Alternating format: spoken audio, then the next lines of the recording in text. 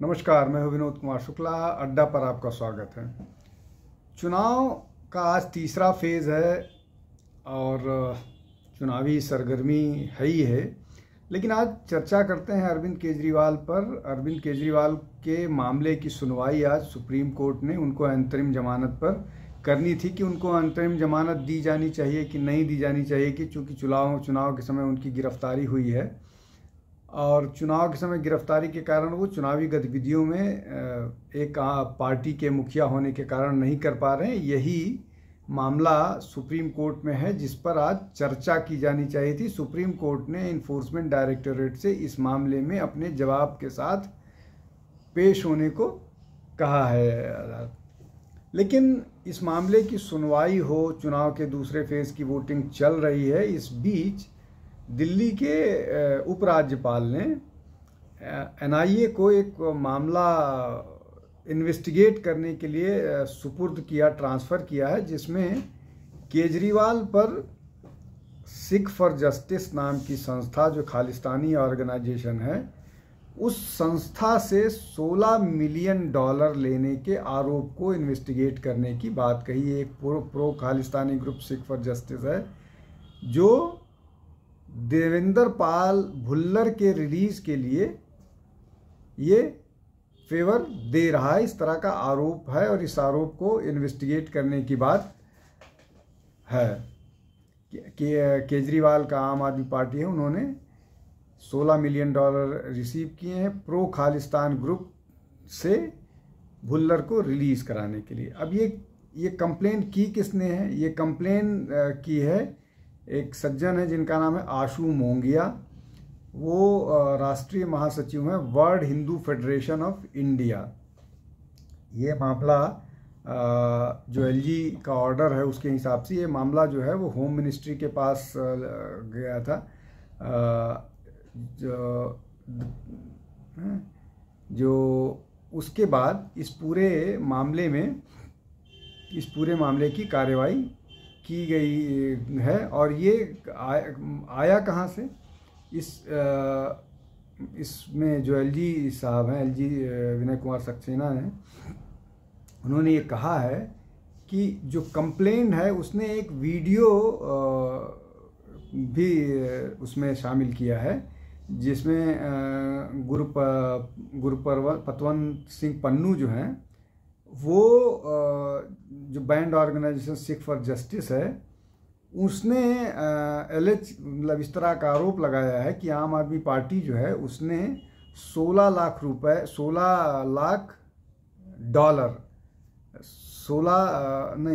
Million जो है वो खालिस्तानी ग्रुप से 2014 से 2022 के बीच में लिए हैं।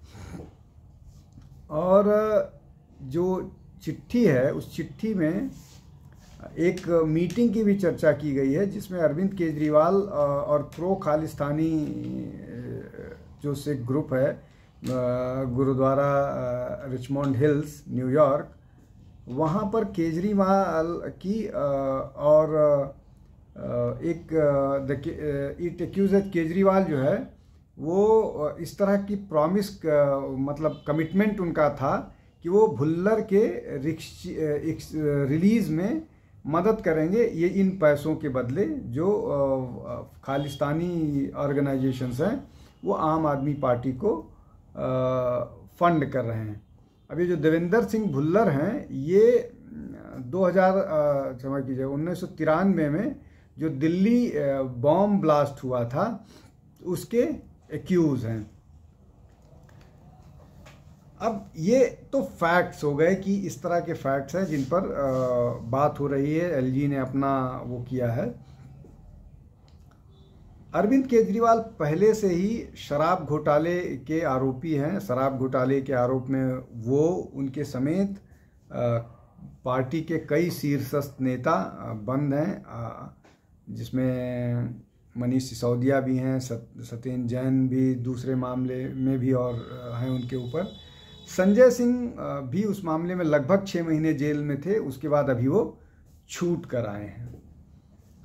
अब लगातार जिस तरह से आम आदमी पार्टी जो बढ़ रही थी और वो दिल्ली में उसने सरकार बना लिया, पंजाब में उसने सरकार बना लिया, गुजरात में उसके 2 एमएलए हैं, गोवा का चुनाव उन्होंने लड़ा।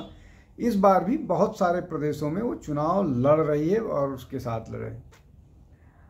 लेकिन ये जो चुनाव लड़ रही है उसके बाद जो जिस तरह से उनके नेताओं की भ्रष्टाचार को लेकर के गिरफ्तारी हुई है और इनका सारा का सारा जो अपसर्ज हुआ था, या आम आदमी पार्टी का पूरा उदय ही कह लीजिए, इस बात को लेकर के हुआ था कि उनकी सारी लड़ाई भ्रष्टाचार के खिलाफ थी और वो इनके सारे जितनी रैलियां, जितने धरने प्रदर्शन होते थे, ये भारत का झंडा लेकर के उसकी बात करते थे। लेकिन जिस तरह से पहले भी जब इन्होंने नई पार्टी अपनी शुरू की थी, उस समय भी इनके फोर्ड फाउंडेशन के साथ संपर्कों का आरोप इन पर लगता रहा है और भी बहुत सारे ऐसे संस्थाओं से, विदेशी संस्थाओं से इनके फॉरेन फंडिंग की बात होती रही है।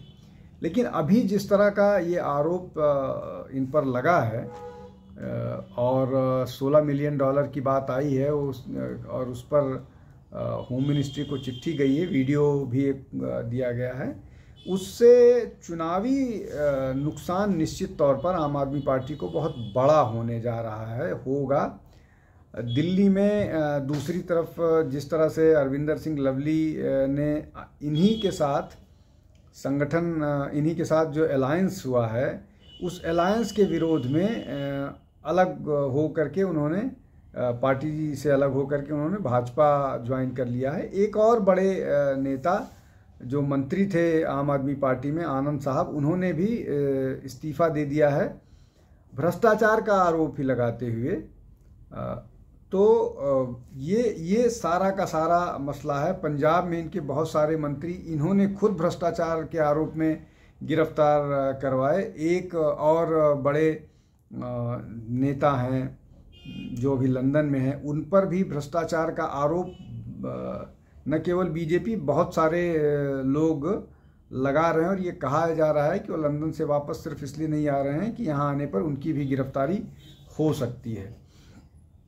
तो ये जो भ्रष्टाचार के मामले हैं, चुनावी में शुचिता की जो लोग बात करते थे, सबसे ज़्यादा उन पर ही भ्रष्टाचार के मामले सामने आ रहे हैं और वो कितना इनको आगे मदद करेगा या कितना इस सब के आरोपों से वो निकल पाएंगे, ये तो आने वाला समय बताएगा। लेकिन ये मामले बहुत गंभीर हैं। चाहे लीकर पॉलिसी को लेकर के किया गया घोटाला, उसमें भी वो भी केवल दिल्ली तक नहीं, उसके तार उत्तर दक्षिण में तेलंगाना तक और भी बहुत जगहों तक फैले हुए हैं। अब ये जो मामला आया है, ये इसके संबंध, ये तो विदेशी संबंध इसका निकल रहा है, वो एक बड़ा मसला है। न केवल इस दृष्टि से कि ये कानूनी लड़ाई इसमें बड़ी उलझन वाली आगे चलने वाली है, बल्कि पॉलिटिकल तौर पर भी आम आदमी पार्टी को अपने आप को डिफेंड करना बहुत मुश्किल होगा। जिस तरह के सीरियस चार्जेस उनके ऊपर एक के बाद एक आ रहे हैं, और ये जो किसी बैंड ऑर्गेनाइजेशन से पैसा लेना, वो ज़्यादा खतरनाक श्रेणी में है, बल्कि मतलब वो एक ज़्यादा उसका इम्प्लीकेशन होगा। और ये सारे पैसे ज़्यादातर चुनाव में और बाकी सारी चीज़ों में खर्च करने की बात होती रही है। तो ये सारा कुछ आज उनकी जमानत पर इस मामले में इन्वेस्टिगेशन कहाँ तक बढ़ता है, कैसे बढ़ता है, इन सब पर हम नज़र बना के रखेंगे। आप हमारे अड्डा पर आइए, हमारे वीडियोस देखिए, लाइक कीजिए, शेयर कीजिए, सब्सक्राइब कीजिए और ज़्यादा से ज़्यादा लोगों तक पहुंचने में हमारी मदद कीजिए। आज के लिए इतना ही। कल फिर किसी विषय के साथ हाजिर होऊंगा। बहुत बहुत धन्यवाद। नमस्कार।